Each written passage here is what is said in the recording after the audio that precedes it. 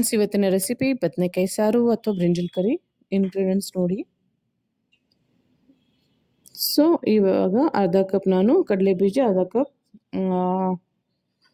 ತೆಂಗಿನಕಾಯಿ ತೊಗೊಂಡಿದ್ದೀನಿ. ಇದನ್ನು ನಾವು ನೀಟಾಗಿ ಪೇಸ್ಟ್ ಮಾಡ್ಕೋಬೇಕು. ಸ್ವಲ್ಪ ನೀರು ಹಾಕ್ಕೊಂಡು ನೀಟಾಗಿ ಪೇಸ್ಟ್ ಮಾಡ್ಕೊಳ್ಳಿ. ಸೈಡಲ್ಲಿ ಇಟ್ಕೊಳ್ಳಿ ಇವನ್ನೆಲ್ಲ. ಇವಾಗ ಒಂದು ಕಡಾಯಿ ತಗೊಳ್ಳಿ. ಅದರಲ್ಲಿ 3 ರಿಂದ 4 ಸ್ಪೂನು ಆಯಿಲು. ನಾನು ಬದನೆಕಾಯಿ ಒಂದು 7 ರಿಂದ 8 ತೊಗೊಂಡಿದ್ದೀನಿ. ಅದಕ್ಕೆ ಸ್ವಲ್ಪ ಜಾಸ್ತಿ ಆಗುತ್ತೆ. ನಿಮಗೆ ಎಷ್ಟು ಬೇಕು ಆ ಪ್ರಕಾರ ನೀವು ಇಂಗ್ರೀಡಿಯೆಂಟ್ಸ್ ಹೆಚ್ಚು ಕಮ್ಮಿ ಮಾಡ್ಕೊಳ್ಳಿ. ಒಂದು ಚಿಕ್ಕ ಸ್ಪೂನು ಸಾಸಿವೆ ಬೀಜ, ಜೀರಿಗೆ ಒಂದು ಚಿಕ್ಕ ಸ್ಪೂನು,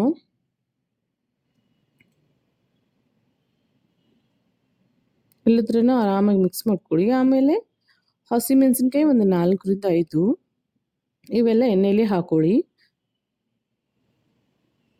ಇವಾಗ ಒಣ ಮಸಾಲೆಗಳು, ಕೆಂಪು ಮೆಣಸಿನ್ಕಾಯಿ, ಆಮೇಲೆ ಚಕ್ಕೆ, ಲವಂಗ, ಏಲಕ್ಕಿ, ಬೇಲೀಸು ಮತ್ತು ರೆಸಿನ್ ಸ್ಟಾರು, ಶುಂಠಿ ಗಾರ್ಲಿಕ್ ಪೇಸ್ಟ್. ಇದು ನಾನು ಕುಟ್ಕೊಂಡಿರೋದು. ನಾನು ಪೇಸ್ಟ್ ಹಾಕಲ್ಲ. ಪೇಸ್ಟುಗಿಂತ ನಾವು ಕುಟ್ಬಿಟ್ಟು ಹಾಕಿರ್ತೀವಿ, ಆ ಟೇಸ್ಟ್ ಚೆನ್ನಾಗಿರುತ್ತೆ.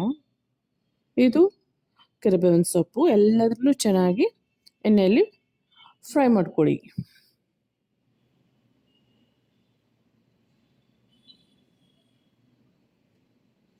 ಸೊ ಇದು ಒಂದು 3 ಈರುಳ್ಳಿ ತೊಗೊಂಡಿದ್ದೀನಿ. ನಿಮಗೆ ಎಷ್ಟು ಬೇಕಷ್ಟು ತೊಗೋಬೋದು. ಅದಕ್ಕೆ ನೀವು ಬದನೆಕಾಯಿ ಒಂದು 3 ರಿಂದ 4 ಅಂದರೆ 1 ರಿಂದ 2 ಈರುಳ್ಳಿ ಸಾಕು. ನಾನು 7 ರಿಂದ 8 ಬದನೆಕಾಯಿ ಇರೋದ್ರಿಂದ 1 2 ರಿಂದ 3 ಈರುಳ್ಳಿ ಹಾಕೋತಾ ಇದ್ದೀನಿ. ಮ್ಯಾಕ್ಸಿಮಮ್ 3 ಯೂಸ್ ಮಾಡ್ಕೊಂಡಿದ್ದೀನಿ. ಎಲ್ಲದ್ರೂ ಚೆನ್ನಾಗಿ ಫ್ರೈ ಮಾಡ್ಕೊಳ್ಳಿ. ಇವಾಗ ಬದನೆಕಾಯಿ ನಾನು ಚಿಕ್ಕ ಪೀಸ್, ಜಾಸ್ತಿ ಚಿಕ್ಕದಿಲ್ಲ, ಮೀಡಿಯಂ ಪೀಸಲ್ಲಿ ಕಟ್ ಮಾಡಿ ನೀರಲ್ಲಿ ಹಾಕೊಂಡಿದ್ದೀನಿ. ನೀರಲ್ಲಿ ಹಾಕಿ ಇಡಬೇಕಂದ್ರೆ ಬದನೆಕಾಯಿ ಕಟ್ ಮಾಡಿದ ತಕ್ಷಣ ಬ್ಲ್ಯಾಕ್ ಕರಿದಾಗುತ್ತೆ. ಸೊ ಪರ್ಪಲ್ ಕಲರ್ ಬದನೆಕಾಯಿ ಇದೆ, ಸ್ವಲ್ಪ ಪ್ಯಾರೆಟ್ ಗ್ರೀನು.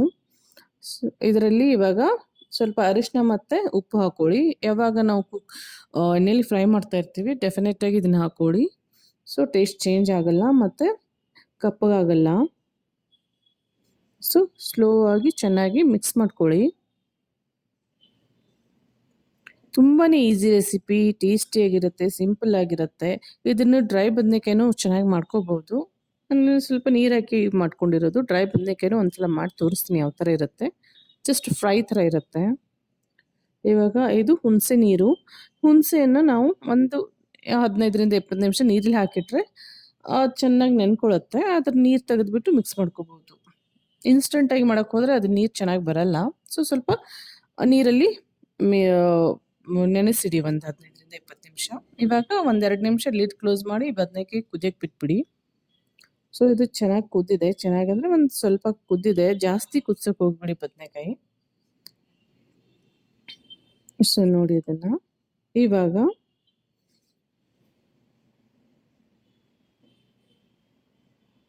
ಒಂದೆರಡು ಚಿಕ್ಕ ಸ್ಪೂನು ಕೆಂಪು ಮೆಣಸಿನ್ಕಾಯಿ, ನಿಮ್ಗೆ ಬೇಕಾದ್ರೆ ಜಾಸ್ತಿ ಹಾಕೊಳ್ಳಿ.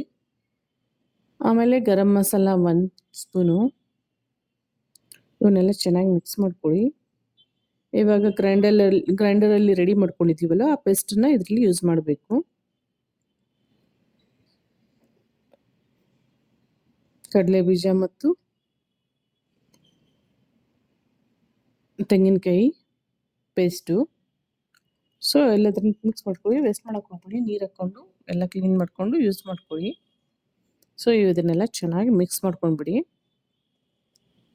ನೀವು ಬಿಸಿ ಬಿಸಿ ಅನ್ನ ತುಪ್ಪದ ಜೊತೆ ಇದನ್ನು ತಿನ್ಕೋಬೋದು, ಅಥವಾ ಚಪಾತಿ ಜೊತೆ ತಿನ್ಕೋಬೋದು, ಅಥವಾ ರೊಟ್ಟಿ ಜೊತೆ ತಿನ್ಕೋಬೋದು, ಜೋಳದ ರೊಟ್ಟಿ ಜೊತೆ.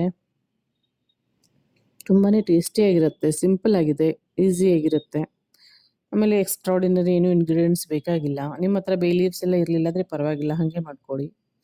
ಇವಾಗ ಜಾಗ್ರಿ ಪೌಡರ್ ಅಂದರೆ ಬೆಲ್ಲದ ಪೌಡರು ಸ್ವಲ್ಪ ಹಾಕೊಳ್ಳಿ. ಆರ್ಗ್ಯಾನಿಕ್ ಬೆಲ್ಲದ ಪೌಡರ್ ನಾನು ಯೂಸ್ ಮಾಡ್ತಾ ಇದ್ದೀನಿ. ನೀರು ನಿಮ್ಗೆ ಎಷ್ಟು ಬೇಕು ಅಷ್ಟು ಹಾಕೊಳ್ಳಿ. ಕನ್ಸಿಸ್ಟೆನ್ಸಿ ನೀವು ಅಡ್ಜಸ್ಟ್ ಮಾಡ್ಕೊಳ್ಳಿ, ಯಾಕಂದರೆ ಕ್ವಾಂಟಿಟಿ ಡಿಫರ್ ಆಗುತ್ತೆ. ಸೊ ಬಿಸಿ ನೀರು ಯೂಸ್ ಮಾಡ್ಕೊಳ್ಳಿ. ತಣ್ಣೀರು ಹಾಕಿದರೆ ಟೇಸ್ಟ್ ಮತ್ತೆ ಡಿಫ್ರೆನ್ಸ್ ಆಗುತ್ತೆ. ಸೊ ಬಿಸಿನೀರು ಯಾವಾಗ ನಾವು ಎಲ್ಲ ರೆಡಿ ಮಾಡ್ಕೊಂಡಿರ್ತೀವಿ, ಎಂಡ್ ಪಾಯಿಂಟಿಗೆ ಬಂದಾಗ ತಣ್ಣೀರು ಯೂಸ್ ಮಾಡ್ಕೊಳಕ್ಕೆ ಹೋಗ್ಬಿಡಿ, ಬಿಸಿ ನೀರು ಯೂಸ್ ಮಾಡ್ಕೊಳ್ಳಿ. ಇವಾಗ ಲಿಡ್ ಕ್ಲೋಸ್ ಮಾಡಿ 1-2 ನಿಮಿಷ ಕುದಿಸ್ಕೊಳ್ಳಿ ಸಾಕು. ಇವಾಗ ಆಲ್ರೆಡಿ ನಮ್ಮ ಬದನೆಕಾಯಿ ರೆಡಿ ಇದೆ.